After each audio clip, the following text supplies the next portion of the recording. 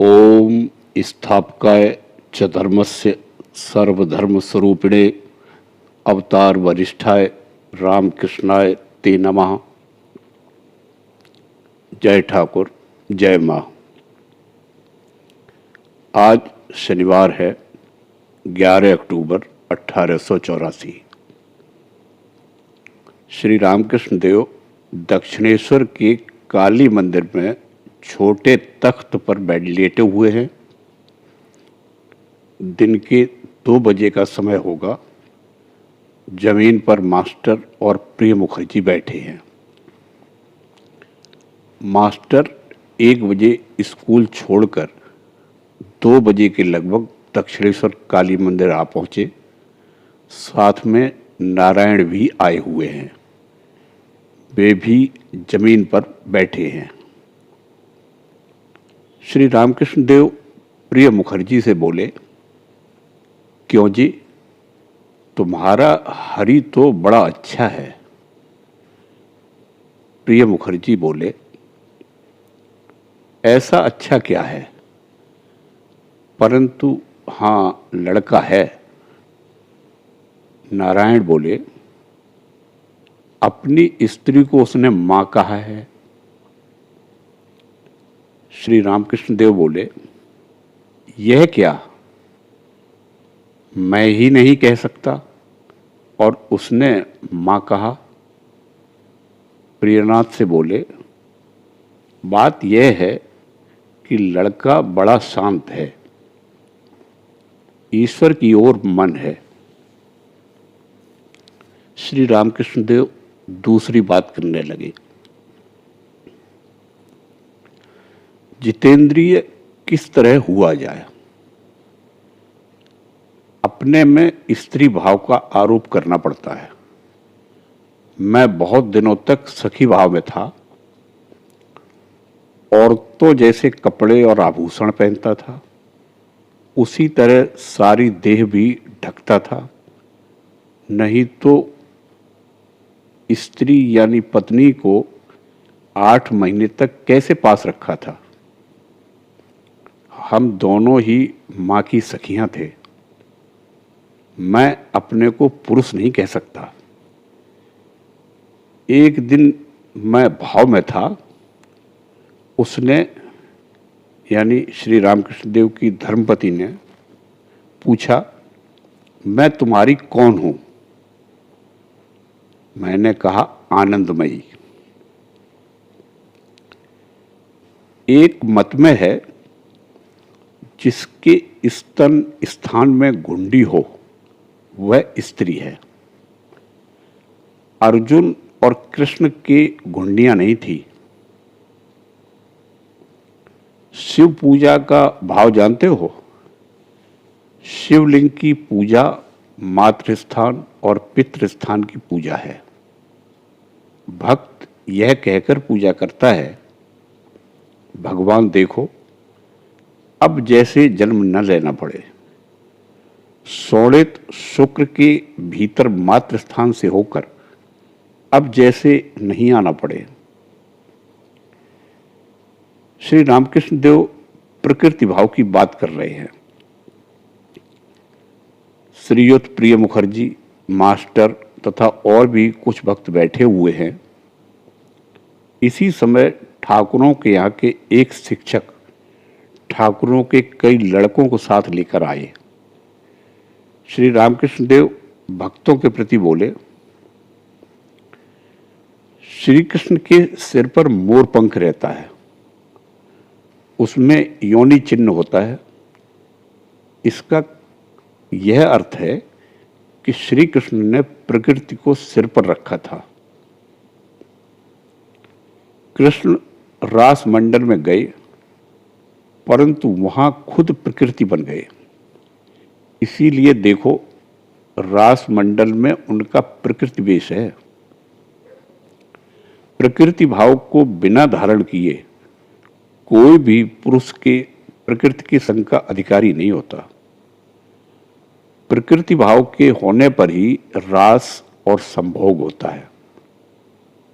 परंतु साधक की अवस्था में बहुत सावधान रहना पड़ता है। उस समय स्त्रियों से बहुत दूर रहना पड़ता है। यहाँ तक कि भक्तिमती स्त्री होने पर भी उसके पास अधिक नहीं जाना चाहिए।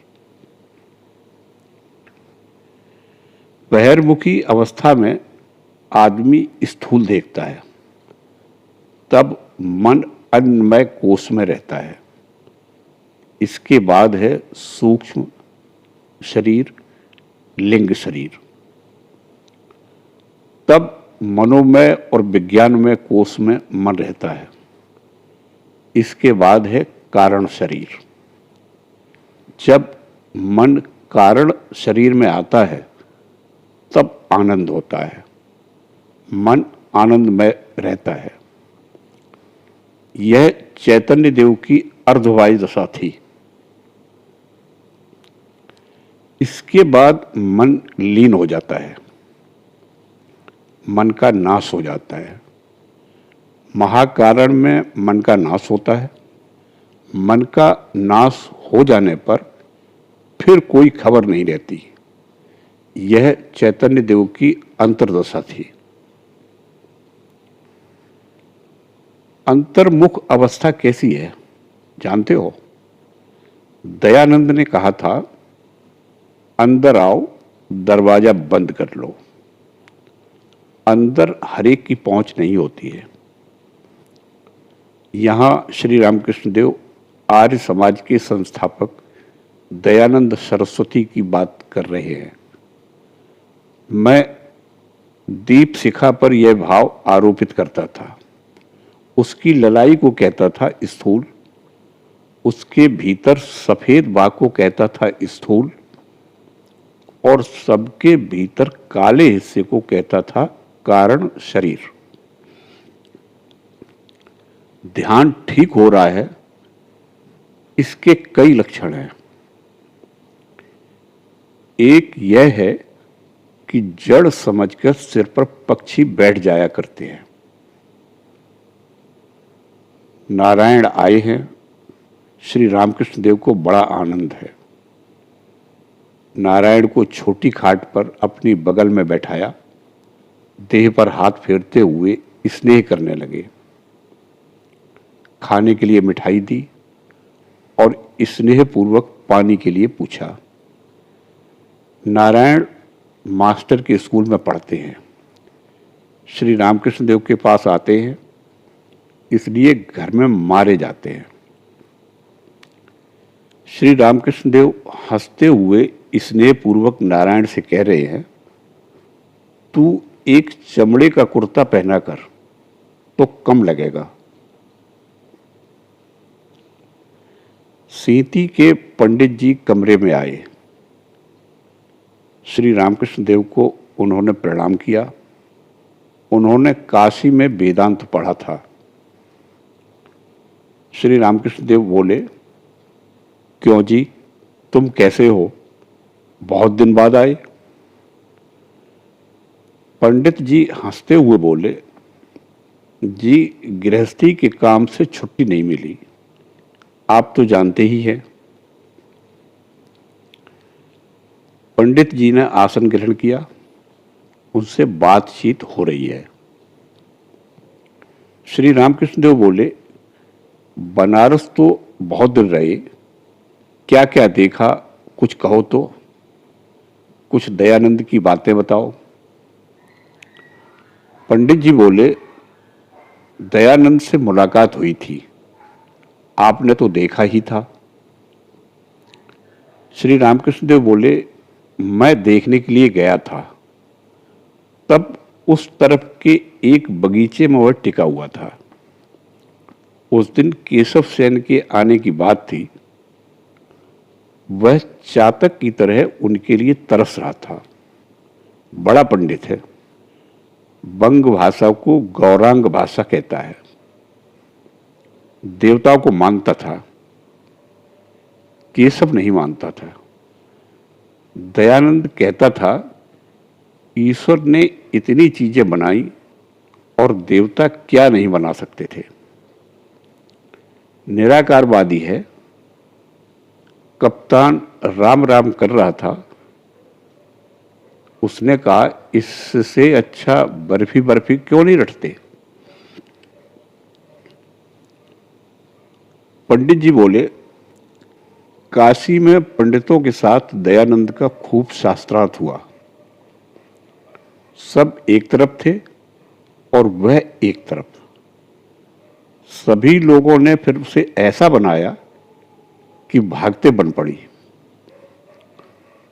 सब एक साथ ऊंची आवाज में कहने लगे, दयानंदेन यदुक्तम तद्धेयम। और कर्नल अलकट को भी मैंने देखा था। वे लोग कहते हैं महात्मा भी है, और इंद्रलोक, सूर्यलोक, नक्षत्र ये सब भी है। सूक्ष्म शरीर उन सब स्थानों में जा सकता है। इस तरह की बहुत सी बातें कही। अच्छा महाराज, यह विचार आपको कैसा जान पड़ता है। श्री रामकृष्ण देव बोले, भक्ति ही एकमात्र सार वस्तु है, ईश्वर की भक्ति। वे क्या भक्ति की खोज करते हैं? अगर ऐसा हो तो अच्छा है। अगर ईश्वर लाभ उनका उद्देश्य हो तो अच्छा है। चंद्रलोक, सूर्यलोक, नक्षत्र और महात्मा को लेकर ही अगर कोई रहे तो ईश्वर की खोज इससे नहीं होती। उनके पाद पद्मों में भक्ति होने के लिए साधना करनी चाहिए। व्याकुल होकर उन्हें पुकारना चाहिए। अनेक वस्तुओं से मन को खींचकर उनमें लगाना चाहिए। यह कहकर श्री रामकृष्ण देव राम प्रसाद के गीत गाने लगे। मन अंधेरे में पागल की तरह उनके तत्व का विचार तुम क्या करते हो? वह तो भाव का विषय है। भाव के बिना अभाव के द्वारा क्या वह कभी मिल सकता है?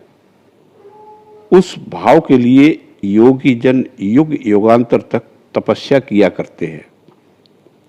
भाव का उदय होने पर वह मनुष्य को उसी तरह पकड़ता है जैसे लोहे को चुंबक पत्थर। और चाहे शास्त्र कहो, चाहे दर्शन कहो, चाहे वेदांत, किसी में वे नहीं है। उनके लिए प्राणों के विकल हुए बिना कहीं कुछ नहीं होगा। सठ दर्शन, निगमागम और तंत्र सार से उनके दर्शन नहीं होते। वे तो भक्ति रस के रसिक हैं। आनंद पूर्वक हृदयपुर में विराजमान है। खूब व्याकुल होना चाहिए। एक गाने में है, राधिका के दर्शन सबको नहीं होते। साधना की बड़ी जरूरत है। एकाएक क्या कभी ईश्वर के दर्शन होते हैं?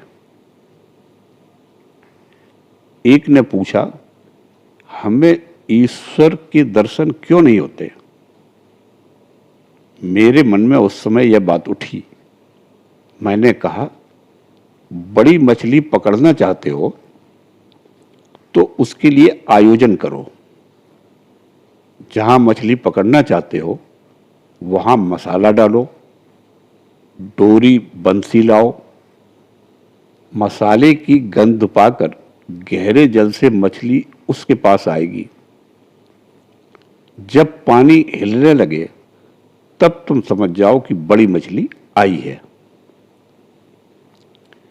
अगर मक्खन खाने की इच्छा है तो दूध में मक्खन है, दूध में मक्खन है, ऐसा कहने से क्या होगा? मेहनत करनी पड़ती है, तब मक्खन निकलता है। ईश्वर है, ईश्वर है, इस तरह बकते रहने से क्या कभी ईश्वर दर्शन हो सकते हैं? साधना चाहिए। भगवान ने स्वयं पंचमुंडी आसन पर बैठकर तपस्या की थी, लोक शिक्षा के लिए। श्री कृष्ण साक्षात पूर्ण ब्रह्म है, परंतु उन्होंने भी तपस्या की थी। तब राधा यंत्र उन्हें पड़ा हुआ मिल गया था। कृष्ण पुरुष हैं और राधा प्रकृति। चित्त शक्ति आद्या शक्ति हैं, राधा प्रकृति हैं त्रिगुणमयी। इनके भीतर सत्व, रज और तम 3 गुण हैं। जैसे प्याज का छिलका निकालते जाओ, पहले लाल और काला दोनों रंग का मिला हुआ हिस्सा निकलता है, फिर लाल निकलता है, फिर सफेद।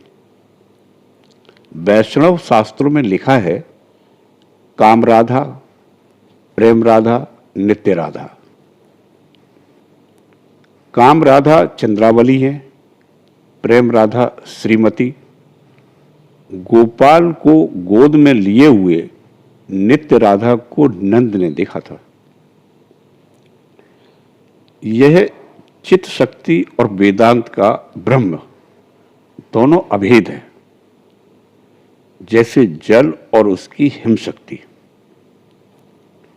पानी की हिम शक्ति को सोचने से पानी को भी सोचना पड़ता है, और पानी को सोचने से उसकी हिम शक्ति भी आ जाती है। सांप की त्रियक गति को सोचने से सांप को भी सोचना पड़ता है। ब्रह्म कब कहते हैं? जब वे निष्क्रिय हैं या कार्य से निर्लिप्त हैं। पुरुष जब कपड़ा पहनता है तब भी वह पुरुष ही रहता है। पहले दिगंबर था, अब सांबर हो गया है, फिर दिगंबर हो सकता है। सांप के भीतर जहर है, परंतु सांप को इससे कुछ नहीं होता। जिसे वह काटता है उसी के लिए जहर है। ब्रह्म स्वयं निर्लिप्त हैं। नाम और रूप जहां है वही प्रकृति का ऐश्वर्य है। सीता ने हनुमान से कहा था, वत्स, एक रूप से मैं ही राम हूं और एक रूप से सीता बनी हुई हूं। एक रूप से मैं इंद्र हूं और एक रूप से इंद्राणी हूं। एक रूप से ब्रह्मा हूं और एक रूप से ब्रह्माणी। एक रूप से रुद्र हूं और एक रूप से रुद्राणी। नाम रूप जो कुछ है सब चित्त शक्ति का ऐश्वर्य है। ध्यान और ध्याता भी चित्त शक्ति के ही ऐश्वर्य में से हैं। जब तक यह बोध है कि मैं ध्यान कर रहा हूं, तब तक उन्हीं का इलाका है। मास्टर से बोले, इन सब की धारणा करो। वेदों और पुराणों को सुनना चाहिए और वे जो कुछ कहते हैं उनकी धारणा करनी चाहिए। पंडित जी से बोले, कभी कभी साधु संग करना अच्छा है। आदमी तो रोग तो आदमी को लगा ही हुआ है, साधु संग से उसका बहुत कुछ उपशम हो सकता है। मैं और मेरा यही अज्ञान है। हे ईश्वर, सब कुछ तुम ही कर रहे हो और मेरे अपने आदमी तुम ही हो। यह सब घर द्वार, परिवार, आत्मीय, बंधु, संपूर्ण संसार तुम्हारा है। इसी का नाम है यथार्थ ज्ञान। इसके विपरीत मैं ही सब कुछ कर रहा हूं। कर्ता मैं, घर द्वार, कुटुंब, परिवार, लड़के बच्चे सब मेरे हैं। इसका नाम है अज्ञान। गुरु शिष्य को ये सब बातें समझा रहे थे। कह रहे थे, एकमात्र ईश्वर ही तुम्हारे अपने हैं और कोई अपने नहीं है। शिष्य ने कहा, महाराज, माता और स्त्री ये लोग तो मेरी बड़ी खातिर करते हैं। अगर मुझे नहीं देखते तो तमाम संसार में उनके लिए दुख का अंधेरा छा जाता है।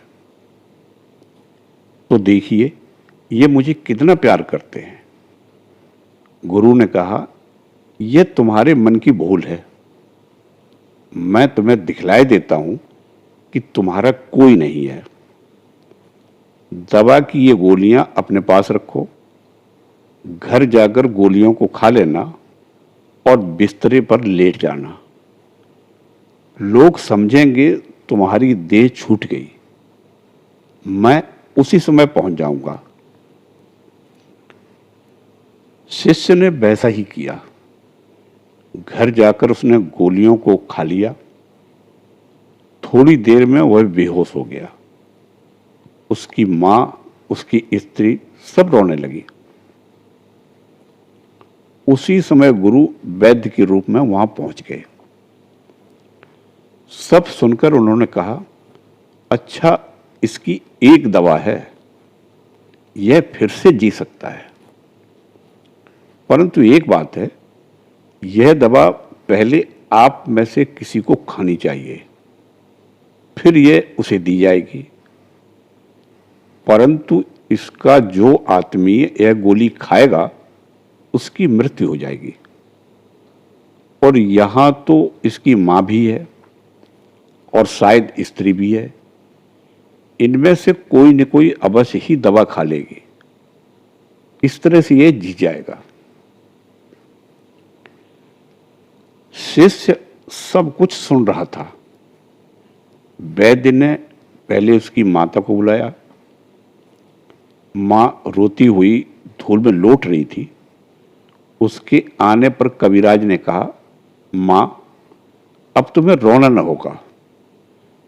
तुम यह दवा खाओ तो लड़का अवश्य जी जाएगा, परंतु तुम्हारी इससे मृत्यु हो जाएगी। मां दवा हाथ में लिए सोचने लगी।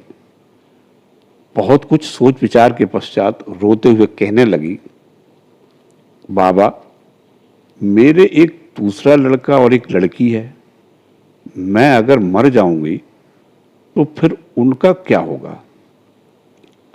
सोच रही हूं कौन उनकी देखरेख करेगा, कौन उन्हें खाने को देगा, यही सोच रही हूं। तब उसकी स्त्री को बुलाकर दवा दी गई। उसकी स्त्री भी खूब रो रही थी। दवा हाथ में लेकर वह भी सोचने लगी। उसने सुना था दवा खाने पर मृत्यु अनिवार्य है। तब उसने रोते हुए कहा, उन्हें जो होना था सो तो हो ही गया। अब मेरे बच्चे के लिए क्या होगा? उनकी सेवा करने वाला कौन है? फिर मैं कैसे दवा खाऊं? तब तक शिष्य पर जो नशा था वो उतर गया। वो समझ गया कि कोई किसी का नहीं है। तुरंत उठकर वह गुरु के साथ चला गया। गुरु ने कहा, तुम्हारे अपने बस एक ही आदमी है, ईश्वर। अतएव उनके पाद पद्मों में जिससे भक्ति हो, जिससे वे मेरे हैं, इस तरह के संबंध से प्यार हो, वही करना चाहिए और वही अच्छा भी है। देखते हो, संसार 2 दिन के लिए है, इसमें और कहीं कुछ नहीं है। पंडित जी हंसते हुए बोले, जी, जब यहां आता हूं तब उस दिन पूर्ण वैराग्य हो जाता है। इच्छा होती है कि संसार का त्याग करके कहीं चला जाऊं। श्री रामकृष्ण देव बोले, नहीं, त्याग क्यों करना होगा? आप लोग मन में त्याग का भाव लाइए, संसार में अनासक्त होकर रहिए। सुरेंद्र ने कभी कभी आकर यहां रहने की इच्छा से एक बिस्तरा यहां ला रखा था, तो एक दिन आया भी था। फिर उसकी बीवी ने कहा, दिन के समय चाहे जहां जाकर रहो, रात को घर से निकल नहीं सकते। तब सुरेंद्र क्या कहता? अब रात के समय कहीं रहने का उपाय भी तो नहीं रह गया। और देखो, सिर्फ विचार करने से क्या होता है?